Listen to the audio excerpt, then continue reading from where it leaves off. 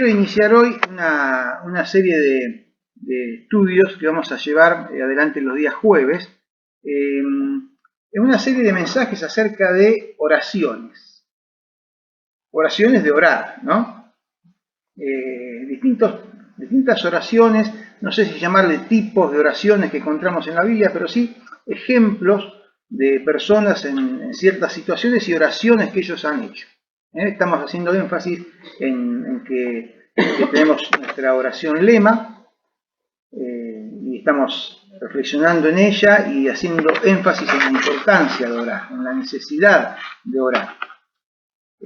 Hermanos, todo lo que nosotros querramos que el Señor haga y vea en nuestras vidas, es importante que se lo digamos sinceramente, de corazón, con convicción, y Él eso lo ve a través de nuestras oraciones. Por eso es tan importante esto de estar orando.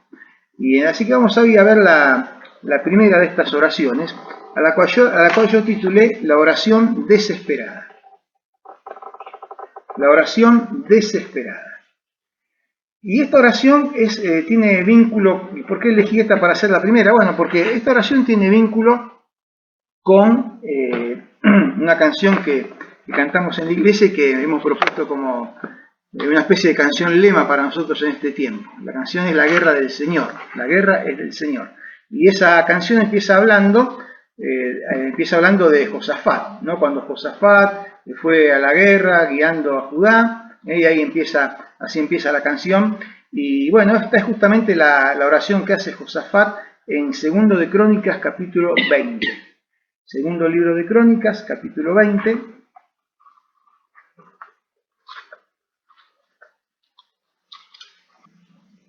Fíjense el versículo 12. ¿Lo tienen? ¿Qué dice la oración desesperada? Dice: Señor, no sabemos qué hacer.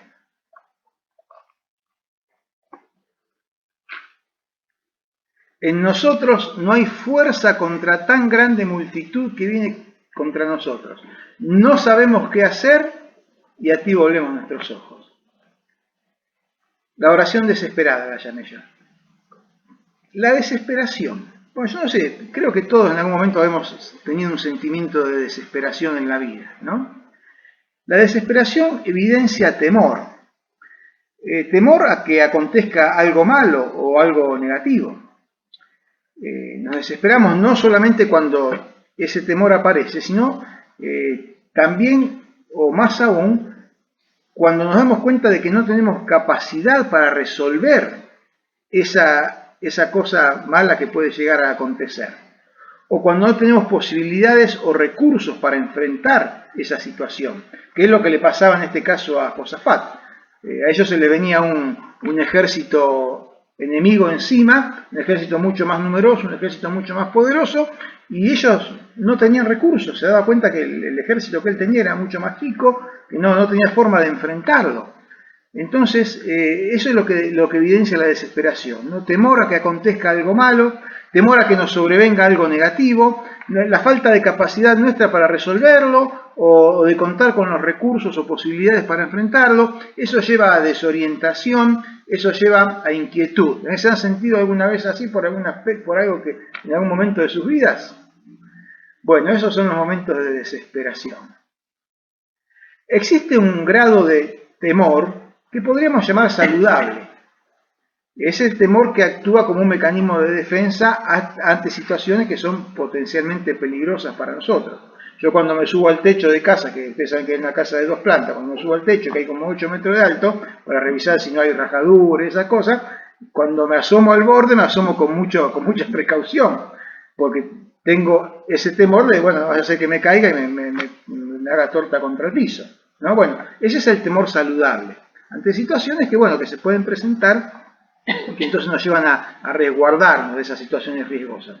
Ahora bien, cuando el temor aparece, vamos al otro extremo, cuando el temor aparece de manera permanente y ante toda situación, ya se convierte en algo nocivo para la persona. Diríamos que se transforma en un temor disfuncional. Pero no es a este temor disfuncional al que quiero referirme. Porque ya de ese tipo de cosas hemos estado hablando hace no mucho tiempo. Quiero referirme entonces a la situación donde verdaderamente la cosa es complicada y bueno, surge en nosotros ese sentimiento de desesperación que veníamos explicando. Como les dije, el temor del rey Josafat y de su pueblo era plenamente justificado. Se sentían desesperados, pero tenían motivos para estar así. Un gran ejército, mucho más numeroso y mucho más poderoso que el suyo, los amenazaba con atacarlos y de hecho lo iban a hacer muy pronto.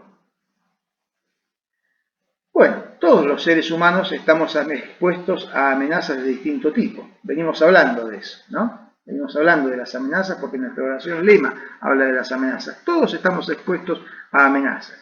Y venimos también reflexionando en que los hijos de Dios sufrimos amenazas. Y nos referimos particularmente a amenazas en el orden moral y en el orden espiritual. Amenazas que a veces se concretan en ataques. Entonces yo acá planteo una pregunta para que sigamos pensando en esto.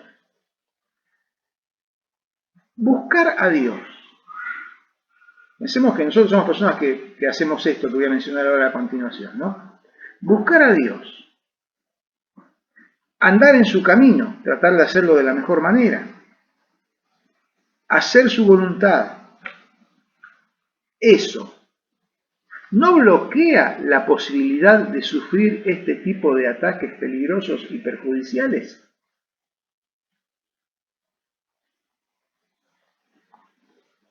Repito la pregunta. Buscar a Dios, andar en su camino, hacer su voluntad, eso no bloquea o no debería bloquear la posibilidad de sufrir este tipo de ataques peligrosos y perjudiciales. Bueno, veamos la respuesta en la propia Biblia y podremos cotejarla con nuestra experiencia, ¿no? Vamos a mirar un poquito ahí en versículos aislados la situación de Josafat. Vamos a ir al capítulo 17, adelantémonos ahí un poquito para ubicarnos. Voy a leer los versículos sueltitos de la historia de Josafat. Capítulo 17, siempre en segundo de Crónicas, versículos 3 y 4. Veamos cómo era la vida de Josafat. Dice que Jehová estuvo con Josafat, porque anduvo en los primeros caminos de David, su padre, y no buscó a los Baales, es decir, no andaba atrás de ídolos, no dejaba el camino de Dios por ir detrás de otros dioses, sino, dice el versículo 4, que buscó al Dios de su padre y anduvo en sus mandamientos, en los mandamientos de Dios, y no anduvo según las obras de Israel, que estaba pervertido espiritualmente, ¿no? O sea, Josafat era alguien que buscó a Dios, andaba en sus mandamientos, estaba apartado del mal y dice que Dios estaba con él. ¿Está bien? Avancemos un poquito, versículo 9. Dice el versículo 9 que, bueno, el contexto, los versículos anteriores dice que Josafat, que era el rey, mandó a sacerdotes, escribas y príncipes a que recorrieran todas las ciudades de Judá. ¿Para qué? Para que enseñaran en Judá, teniendo consigo el libro de la ley de Jehová, y recorrieron todas las ciudades de Judá enseñando al pueblo. Es decir, que Josafat no solo él buscaba a Dios, no solo él trataba de crecer, sino que como él era la autoridad, él era el rey, procuraba que toda la gente de su pueblo aprendiera del camino de Dios. Así que bueno, tenemos un buen ejemplo en la vida de Josafat para nosotros, ¿no?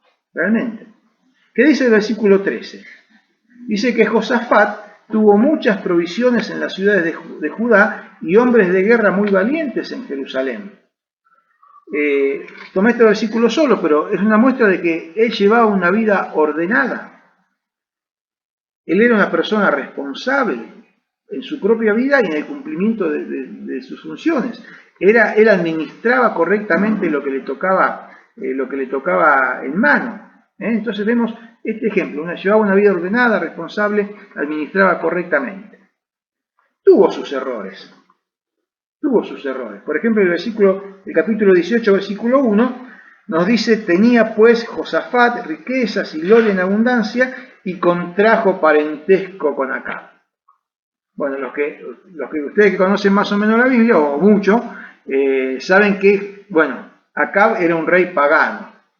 Era la antítesis de la vida de Josafat, era el rey del reino de Israel.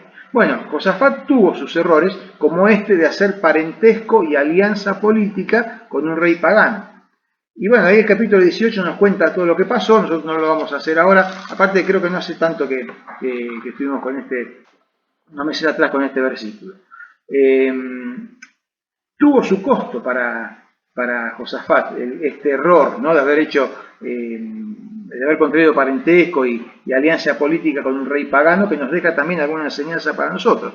Y entonces vamos a ver en el capítulo 19, versículos 1, 2 y 3, que dice que después de esa guerra que fue a tener, esa batalla que fue a tener con Acab, donde el rey Acab murió, dice que Josafat, rey de Judá, volvió en paz a su casa en Jerusalén, y le salió al encuentro el vidente Jehú, hijo de Anani, hijo y dijo al rey Josafat.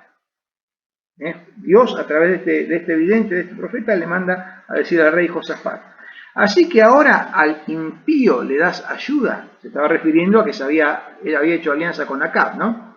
Así que ahora al impío das ayuda y amas a los que aborrecen a Jehová,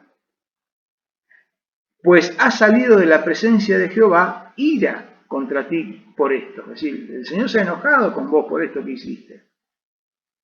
Por eso le dije que tuvo sus consecuencias ese error en la vida de Josafat. Pero, dice el versículo 3, le dice Dios a través del profeta: se han hallado en ti buenas cosas, por cuanto te has quitado de la tierra las imágenes de Acera, de la que era una diosa, una pagana, y has dispuesto tu corazón para buscar a Dios.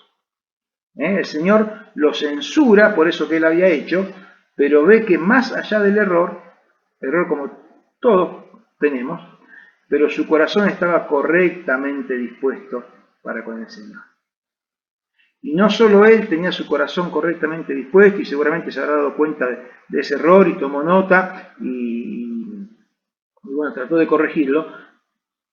Y no solo él, sino que insistía en que su gente, su pueblo, se condujera hacia Dios. Vuelve a decir el 19:4: habitó pues Josafat en Jerusalén, pero daba vuelta. El Señor se quedaba encerrado en el palacio, daba vuelta y salía al pueblo por todos lados, de Beerseba hasta el monte de Efraín, y los conducía a Jehová, el Dios de sus padres. Es decir, que él tenía una vida espiritual saludable y su pueblo también, en la medida que se acoplaban a la enseñanza de la palabra de Dios, ¿no? Esta es la situación en que ellos vivían, tanto el rey como su pueblo. Con este trasfondo que hemos recorrido en estos pocos minutos, llegamos al capítulo 20, el capítulo de la oración desesperada. Entonces, a la pregunta que hice hace un ratito, de si buscar a Dios, andar en su camino y hacer su voluntad, no bloquea la posibilidad de sufrir este tipo de ataques peligrosos y perjudiciales, a esa pregunta, evidentemente Dios mismo, por medio de su palabra, nos muestra que la respuesta es que no necesariamente el hacer todo esto, que está bien a los ojos de Dios, no necesariamente bloquea la posibilidad de sufrir ataques enemigos y llegar a estar en situaciones que podrían tornarse desesperantes. Así que, hermanos, cuando nos ha tocado pasar por algo de eso y nos hemos sentido así, bueno, sepamos que está dentro de las posibilidades. Ahora bien, muchas veces, y creo que muchas más de las que nos damos cuenta, y ustedes me dirán si es así o no, Dios nos guarda y nos libra de situaciones peligrosas y perjudiciales. ¿Cuántas veces ha pasado? Es que miramos hacia atrás y decimos: oh, mirá de la que me salvó el Señor. Y yo no me di cuenta en ese momento. Y de cuántas que no nos habremos dado cuenta todavía, muchas más seguramente. Pero no quiere decir que siempre sea así. Dios muchas veces, yo creo que las más de las veces, la inmensa mayoría de las veces nos libera y nos guarda de esas posibilidades de ataque. Pero no quiere decir que sea así siempre. ¿Por qué? Porque Dios tiene propósitos y sus maneras de conducirnos a esos propósitos. Y quizás eso puede incluir permitir que seamos atacados, como era la situación que se le presentaba a Josafat. A veces los propósitos de Dios y la forma de conducirnos al cumplimiento de esos propósitos incluye permitir que seamos atacados.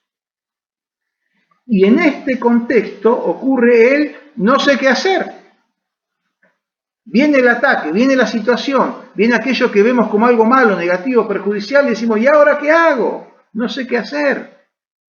Porque es verdad que nos toca enfrentar situaciones difíciles, situaciones agobiantes, situaciones peligrosas que nos abruman. Es verdad.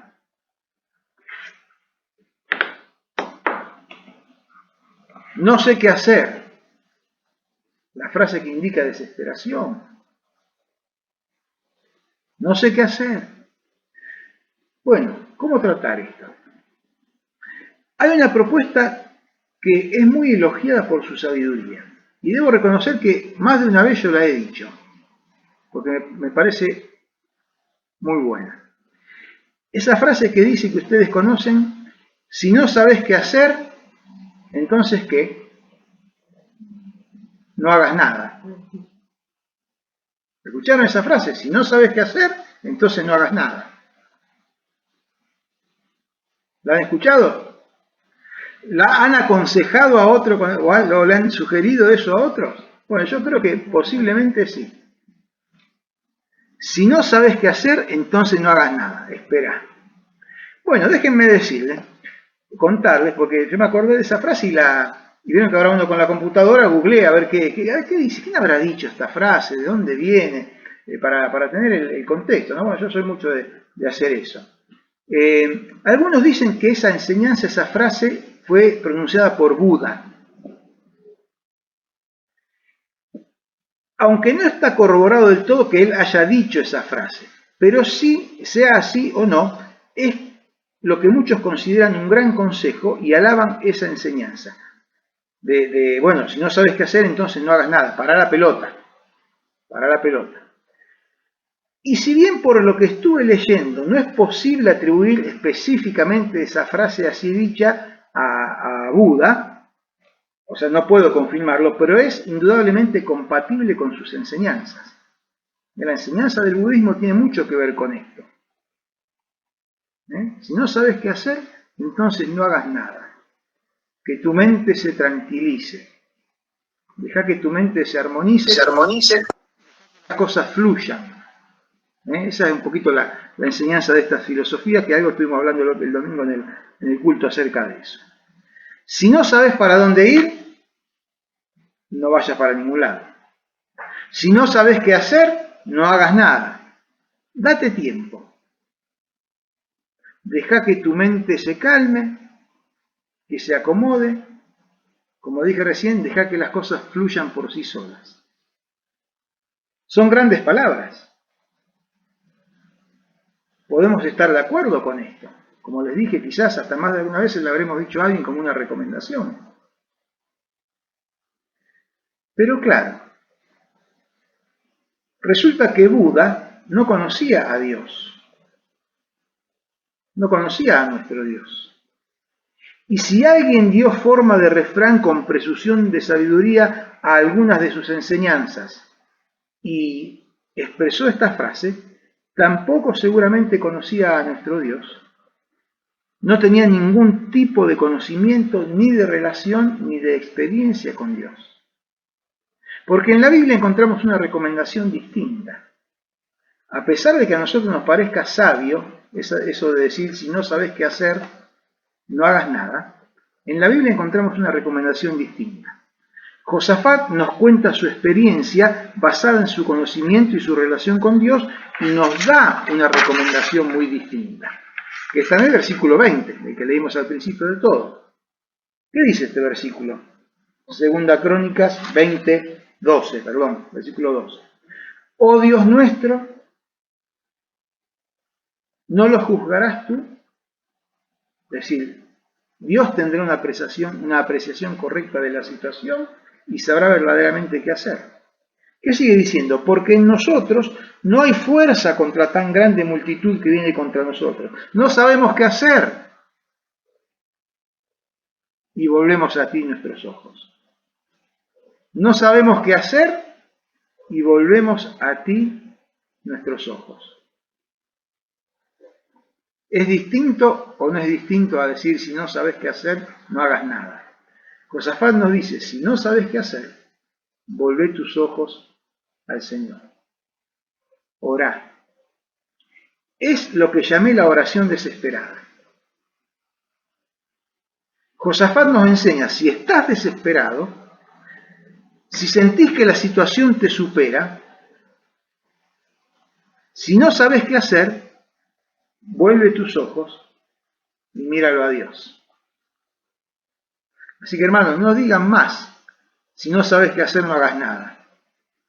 Adoptemos la oración desesperada de Josafat. Si no sabes qué hacer, volvé tus ojos a Dios. Analicemos rápidamente este capítulo 20, también leyendo algunos versículos sueltitos para redondear la idea. Fíjense 20, 1 y 2. Pasadas estas cosas, y Josafat andaba bárbaro, cuidaba su relación con el Señor, crecía, enseñaba a su pueblo a que conozca la palabra de Dios. Dice, pasadas estas cosas, aconteció que los hijos de Moab y de Amón, que eran pueblos vecinos, enemigos, los hijos de Moab y de Amón, y con ellos otros de los amonitas, vinieron contra Josafat a la guerra. Y acudieron algunos y dieron aviso a Josafat. Ellos tenían, gente que cuidaba, que vigilaban, ¿no? Y dieron aviso a Josafat diciendo, contra ti viene una gran multitud del otro lado del mar y de Siria, si vienen de varios lados, nos van a rodear, y aquí están en Asesón Tamar, que es en Gad, ya están llegando, están cerca. Es decir, aparece la situación desesperante. Quiero que hagamos la progresión, ¿no? Aparece la situación desesperante. Ante esa situación desesperante, ¿qué pasa? Versículo 3. Entonces él tuvo temor, tuvo miedo, se empezó a desesperar, lo expresó después, ¿no? ¿Y ahora qué hago? ¿Qué hacemos con esto? ¿Y qué hizo? Josafat humilló su rostro para consultar a Jehová. No solo él, sino que hizo pregonar ayuno a todo Judá, a todo el pueblo, porque la amenaza era para todos. ¿Qué deciden entonces? Versículo 4. Y se reunieron todos los de Judá, todo el pueblo, para pedir socorro a Jehová. Y también de todas las ciudades de Judá vinieron a pedir ayuda a Jehová. Es decir, se reunieron de todos los lugares de la nación, se reunieron en Jerusalén para pedir socorro a Dios. Deciden que lo mejor que pueden hacer es pedir socorro a Dios. Podrían haber dicho, bueno, empecemos a prepararnos, armemos el ejército, organicémonos, preparen las armas, traigan a los soldados de reserva, no sé, lo que se nos ocurra. Ellos se dieron cuenta que la situación los superaba e inmediatamente decidieron que lo mejor es pedir socorro a Dios. Vayamos pensando nosotros qué hacemos en esto, ¿no? ¿Cuál fue la salida? La del versículo 5. Entonces Josafat, estaban todos reunidos, se puso en pie en la asamblea de Judá y de Jerusalén, en la casa de Jehová, delante del atrio nuevo, y empezó a orar. Hermanos, la salida, ¿cuál fue? La salida fue la oración. Todos juntos en oración a Dios. Dice el versículo 13 que todo Judá estaba en pie delante de Jehová, todos, con sus niños, sus mujeres, sus hijos, estaban todos en pie delante del Señor, orando y clamando a Dios porque estaban en una situación desesperante. ¿Cuáles pueden ser algunas situaciones desesperantes para nosotros? Humanamente hablando, ¿no? Un mal diagnóstico, una enfermedad, de esas que son, no la gripecita, sino las enfermedades bravas, ¿no? La pérdida de un ser querido, malas decisiones de alguien cercano, de alguien que uno quiere y lo ve que toma malas decisiones en su vida y agarra por caminos que no debiera. ¿Y qué hago? No lo puedo hacer entrar en razón. Una pérdida laboral, pérdida de trabajo, problemas económicos, riesgos en la carrera que elegí para cursar y estudiar, bueno, etcétera, etcétera, ¿no?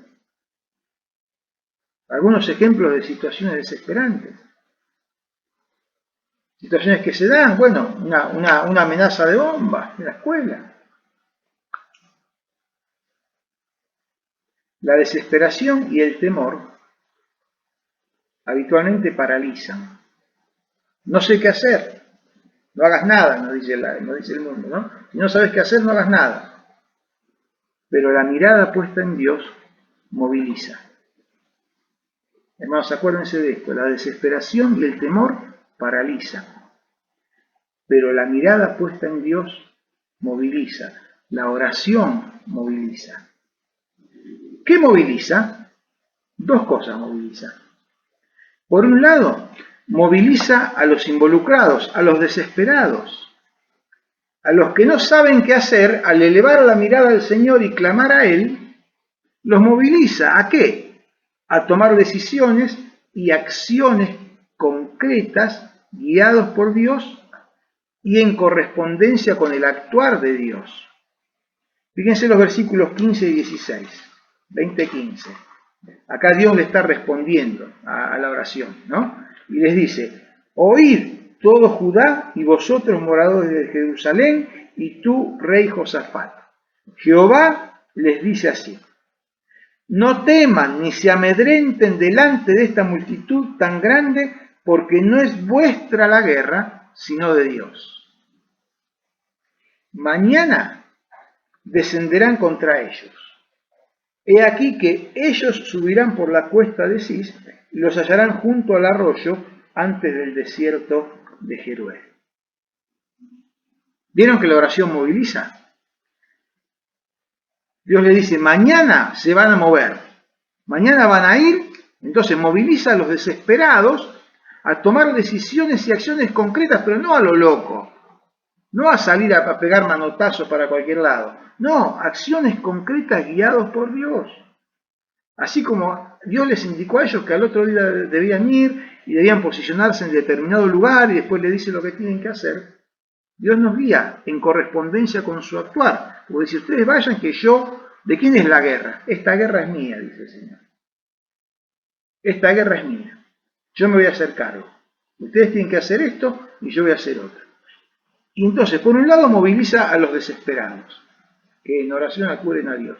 Y por otro lado, y a la vez, al mismo tiempo, moviliza el poder de Dios para dar solución.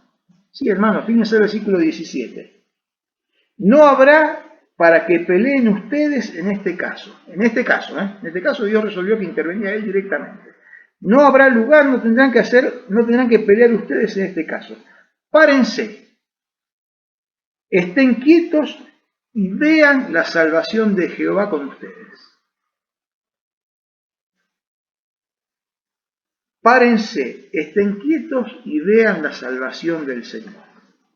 Oh Judá y Jerusalén, no teman ni desmayen. Salgan mañana contra ellos, porque Jehová estará con ustedes. Así que por un lado moviliza a los desesperados y por otro lado moviliza el poder de Dios actuando para dar solución. Así que hermano, cuando no sepas qué hacer, ¿qué tenés que hacer? Volver tus ojos a Dios en oración.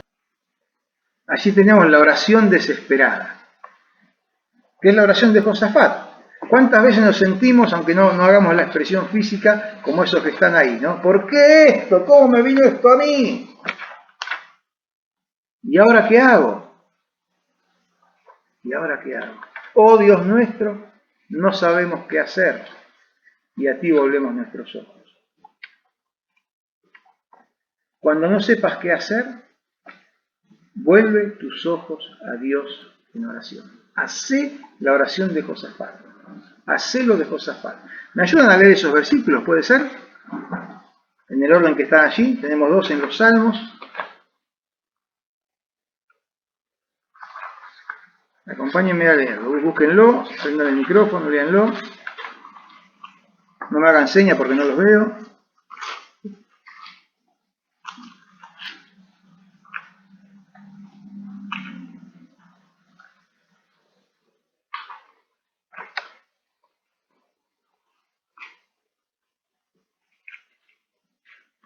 ¿Qué dice? Salmo 50:15. Invócame en el día de la angustia, te libraré y tú me honrarás. El Señor contestando, ¿no? Que dice Salmo 145, 18.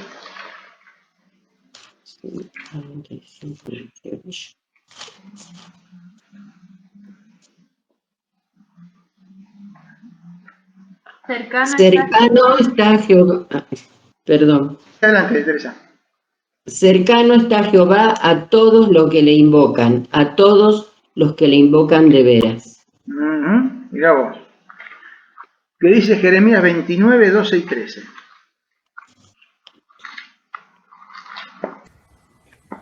Entonces me invocaréis y vendréis y oraréis a mí, y yo os oiré, y me buscaréis y me hallaréis, porque me buscaréis de todo vuestro corazón. Así que parece que el Señor nos esconde, ¿no? Parece que el Señor nos esconde. Que dice Primera de Juan 5, 14.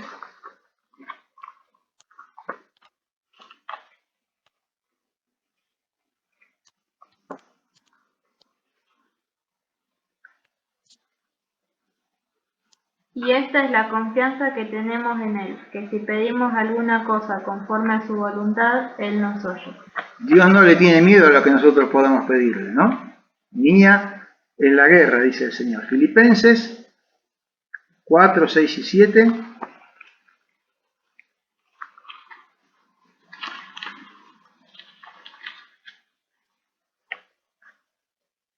Por nada estéis afanosos, si no sean conocidas vuestras peticiones delante de Dios en toda oración y ruego, con acción de gracias. Y la paz de Dios, que sobrepasa todo entendimiento, guardará vuestros corazones y vuestros pensamientos en Cristo Jesús. Amén. ¿Me permiten cambiar la frase al principio? Por nada estén desesperados, bien podría decir también. Por nada estén desesperados, sino oren al Señor, levanten su vista, sus ojos al Señor. Y finalmente, un versículo que me gusta mucho, Jeremías 33, 3.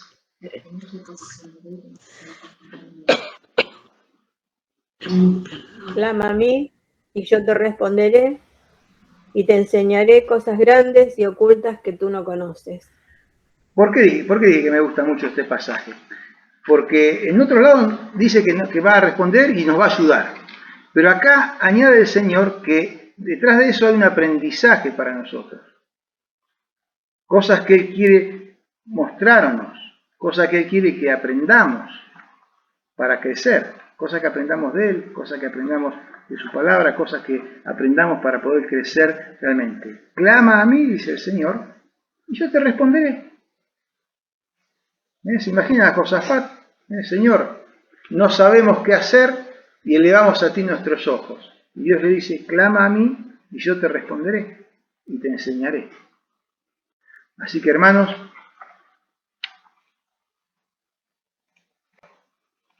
está bien, déjalo ahí. Cuando no sepas qué hacer, vuelve tus ojos a Dios en oración. Que el Señor nos bendiga. La oración desesperada, la oración de Josafat. Cuando estés desesperado, hacé lo que hizo Josafat. No va más eso de cuando no sepas qué hacer, no hagas nada. No, desechémoslo. Cuando no sepas qué hacer, levantá tu mirada a Dios y orá a Él. Él sí sabe lo que tiene que hacer y nos va a guiar a eso. Hermanos, vamos a terminar nuestra reunión. Vamos a orar primeramente para, agradecer al Señor y despedirnos en oración de esta reunión. Oramos. Padre nuestro que estás en los cielos, Señor, hemos estado compartiendo este tiempo en tu presencia. Nos hemos congregado en tu nombre y tu promesa de estar con nosotros es fiel y sabemos que aquí estás, Señor. Padre amado, hemos tenido primeramente el tiempo de estar orando y pidiéndote, Señor, por personas, por actividades, por situaciones de distinta índole, Señor. Confiamos en ti, Señor. Esperamos en ti. Rogamos que estés obrando en cada vida, que estés manifestando tu poder, que nos estés utilizando como testimonio, Señor, de ese poder y de ese amor, que estés obrando, Señor, para cumplir tus propósitos en la vida de cada uno. Sabemos que hay situaciones que son difíciles, no solo de salud, que son por ahí las que más mencionamos, sino también situaciones complejas en aspectos familiares, de relaciones, de decisiones, bueno, todas cosas que afectan, Señor, nuestras vidas, la vida de nuestros seres queridos, hermanos, Señor.